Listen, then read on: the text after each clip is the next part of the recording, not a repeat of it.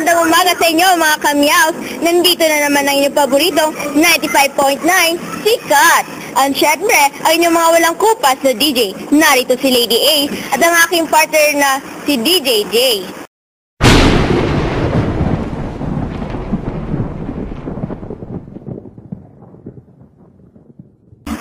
Hi! Ang gwapo talaga ni Florante ko. Hoy, sino ba yan? Di hamak na mas gwapo ako dun. O siya, dada ka na dada. Uy, si Aladdin rin. Ang gwapo rin niya.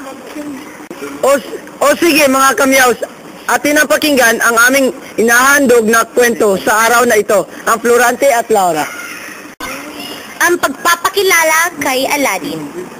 Habang nagdudusa si Florante sa gubat, isang girerong morong nagngangalang Aladdin ang dumating sa gubat na pagod at naghahanap ng mapagpapahingahan. O Florida, o tadhana, kay lupit mo. Kinuha mo ang minamahal ko.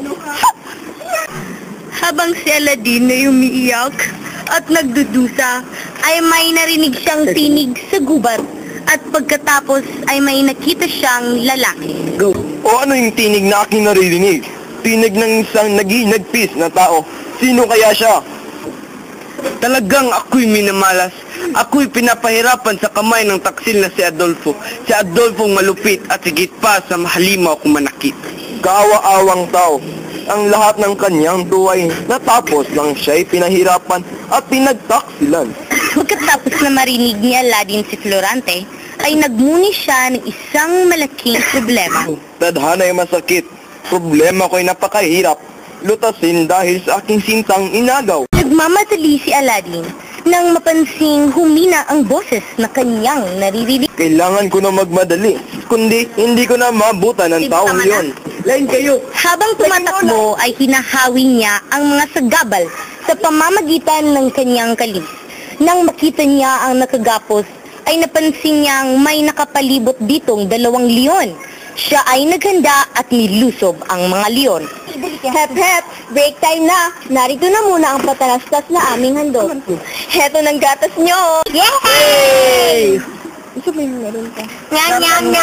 Nyam. Anong iniinom nyo? Gatas na choco. Choco na gatas! Gatas na choco.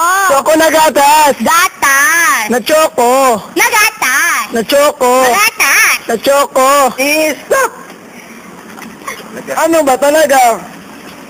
Tikman mo kaya. Ubos nga eh! Meron pa. Yay! Bear Brand, pampalakas ng buto, papatibay ng resistensya na nagtataglay ng iron, zinc at vitamin C. Nam. Tama! Ano ba talaga? Secret! Nagbabalik ang 95.9 Sikat. Balikan na muna natin ang Florante at Laura. Pagkatapos niyang mapatay ang 2 leon, ay pinakawalan niya si Florante. Parang nakita ko na ang taong ito. Pagkalipas ng ilang oras, ay namulat si Florante at... Laura, nasaan ka? Tulungan mo akong makaalis dito. Hindi na sumagot si Aladdin at baka sa kawalang pag-asa ay matuluyan na si Florante. Sino ka at bakit ako narito? Magpahinga ka na lang. Ako ang naglita sa iyo. Hindi mo ba napapansin na tayo ay magkaaway? Marahil, pero kay nangangailangan ng tulong. Siguro nga ay patay na ako kung hindi ka dumating, ngunit ang pagkamatay ang siyang tunay kong kaligayahan. Hangal, hindi mo ba alam na dinadagdagan mo lang ang iyong mga pasakit? Hindi nagpansinan ng dalawa, ngunit isinama ni Aladdin si Florante sa kanyang pagpapahingahan at doon sila nagpalipas ng gubat. Pagdating ng umaga, ay napansin ni Aladdin na malakas na si Florante, kaya ito'y kanyang niyakap. Maraming salamat sa lahat ng tulong mo, kaibigan. Inaliw ni Aladdin si Florante, ngunit napansin nitong malungkot pa rin siya.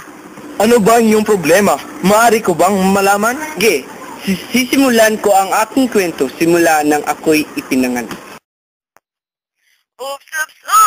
Hanggang dyan na muna tayo mga kamyaws. Ang kasapi ng ikalawang grupo ay sina Gabriel Christian Tiscal bilang Florante, Muhammad Hamdi Pandapatan bilang Aladdin, Lainey Rose Pagalang ang tagapagsalaysay, Aliyah Moksana bilang Lady A, Juhayver Alon bilang DJJ, Normel Sabanay sa Palatastas, Christy Ango ang editor. Salamat